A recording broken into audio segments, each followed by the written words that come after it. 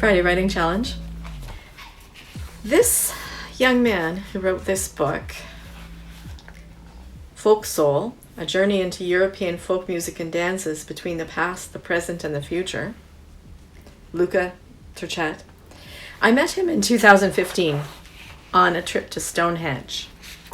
He was an amazing young man, and he's the author of this book that talks about how folk and music can be a solution to many things. A concrete example is war. At this time of peace amongst the various peoples of the old continent, we are still aware of the tensions of those outbreaks of violence which 70 years ago caused the life of every person in Europe to be plunged into fear, suffering, and desperation. Wounded to the core by what they had lived through, those experiences so terrible, so inhuman, had affected their whole lives.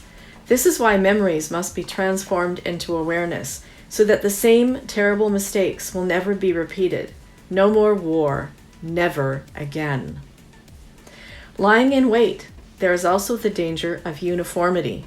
And the real issue at stake is greater than you may think, freedom itself. Once one of the elderly people from my mountain told me, in his actual words, "Whoever loses their own traditions is ready to become a slave." And it's difficult to say that he's wrong. A society which is not informed is a society which can be led passively, which no longer becomes outraged, does not even protest, is ready to keep quiet and to give in, where therefore it is easier to be regulated, used, and manipulated. Only those who don't know where to go need to be led. And what if the shepherd leads his flock towards pastures which are inaccessible and dangerous? It is better for we ourselves to be the leaders. It seems indeed that everything is gently pushing mankind further away from himself and from his own inherent nature. In other words, man is losing contact with his true spirit. What is your spirit? What does your spirit tell you? What is your own internal wisdom? What does it take for you to push back? My sister is a peaceful mediator, and she has to be backed into a corner a long time before she comes out with her teeth bared and her claws out.